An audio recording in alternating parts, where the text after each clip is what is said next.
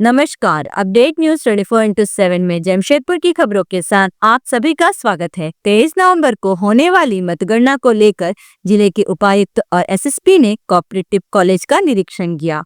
इसे लेकर उन्होंने बताया कि सभी बूथों के लिए अलग अलग टेबल बनाए गए हैं। इसके अलावा मतगणना कर्मियों के अलावा अन्य के आने वाले लोगों के लिए आने जाने को लेकर अधिकारियों को आवश्यक दिशा निर्देश देते हुए उन्हें पास निर्गत किए जाएंगे। वहीं डीसी ने बताया कि सुबह 4 बजे प्रत्याशियों की मौजूदगी में पोस्टल बैलेट खोले जाएंगे और 5 बजे से गिनती की प्रक्रिया आरंभ की जाएगी। वहीं 7 बजे प्रत्याशियों की मौजूदगी में ईवीएम के स्ट्रांग रूम खोले जाएंगे। इसके बाद 8 बजे से उसकी काउंटिंग आरंभ हो जाएगी। इधर एसएसपी किशोर कौशल ने बताया कि मतगणना को लेकर 30 स्तरीय सुरक्षा व्यवस्था की गई है, जिसमें पैरामिलिट्री फोर्सेस, डेप्थ 6 की स्टेज की पुलिस और जिला पुलिस तैनात रहेगी। वहीं सीसीटीवी कैमरे से भी निगरानी की जाएगी। इसके अलावा निरीक्षण करते हुए सभी दिशा निर्देश दिए गए।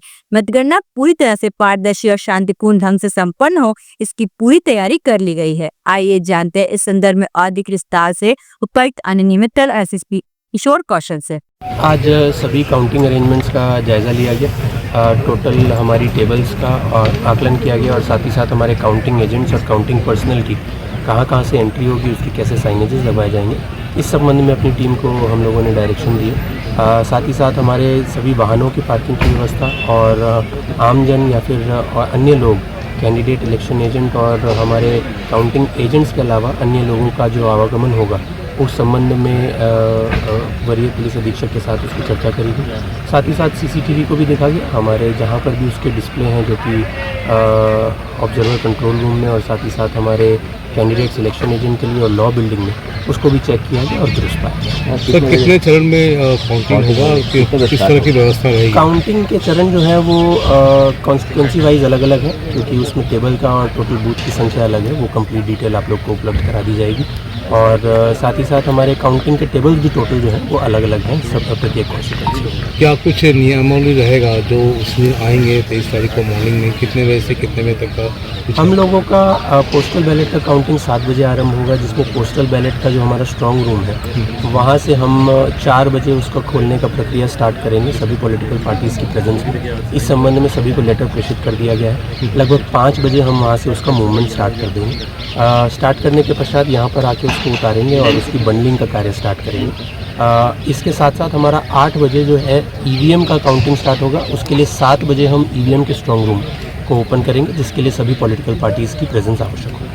क्या अभी जिस तरह से पॉलिटिकल पार्टियां जिस तरह से कैंपस में है, तो क्या ये 23 कब तक ये रहेंगी? नहीं, जो हमारी प्रक्रिया है, एवरी इलेक्शन की जो प्रक्रिया है वो यही है कि हमारी काउंटिंग डे पे सभी पॉलिटिकल पार्टीज़ का जो टेंट है वो बाहर शिफ्ट हो जाता है, जो लगभग माइनिंग ऑफिस के पास एरिया है वहाँ पर शिफ्ट होगा।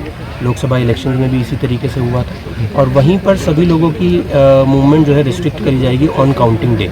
और वहाँ से सिर्फ candidate, election agent, counting agent और अन्य जो कि खाना सप्लाई करने के लिए पॉलिटिकल पार्टी वाइज जो लोग चिन्हित किए जाएंगे, जिनको पास उपलब्ध कराया जाएगा, वो अंदर आ पाएंगे। उसके अलावा हमारे काउंटिंग पर्सनल और आरओज, ऑब्जर्वर्स और अन्य जो हमारे कर्मी यहाँ पर हमें हेल्प करने वाले हैं वो यहाँ पर आमंत्रित होंगे। ठीक, थैंक यू। देखिए, काउंटिंग के दिन त्रिस्तरीय सुरक्षा व्यवस्था रहती है, जैसा कि आयोग का निर्देश भी है, जिसमें कि पैरामिलिट्री फोर्सेस यानी स्टेट आर्म पुलिस यानी कि जैप की फोर्सेस और उसके बाद जिला बल के जवान रहते हैं। तो ये त्रिस्तरीय सुरक्षा सुनिश्चित की जा रही है। इसके अलावा डीएफएमडीज लगाए जा रहे हैं, जिससे कोई भी सामान लेकर के ना जा सके। साथ ही साथ स्पेशली मैं ये बताना चाहूँगा कि कोई भी व्यक्ति जो ऑथोराइज नहीं है वो कोई इलेक्ट्रॉनिक गैजेट लेके, मोबाइल फ़ोन वगैरह लेकर के अंदर बिल्कुल नहीं जा सकता है, अनटिल अनलेस कि उसको प्रशासन ने अधिकृत किया हो। इस बात का सभी ख्याल रखें।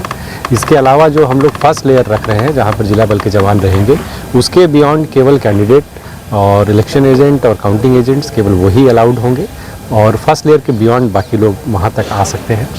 इसके अलावा पार्किंग के लिए भी अलग से हम लोगों ने व्यवस्था की है कि अनावश्यक बहुत सारी गाड़ियाँ यहाँ पर आकर के ट्रैफिक जाम की समस्या ना हो, उसके लिए पार्किंग बाहर व्यवस्था की जा रही है, जहाँ पर साइनेजेस वगैरह भी लगाए जा रहे हैं।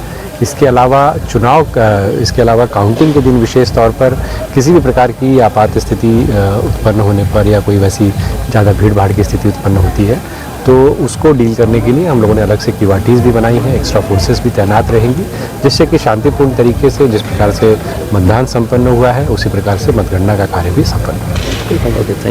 जमशेदपुर की खबरों के साथ बने रहने के लिए हमारे चैनल अपडेट न्यूज 24/7 को सब्सक्राइब और लाइक करना ना भूलें। धन्यवाद।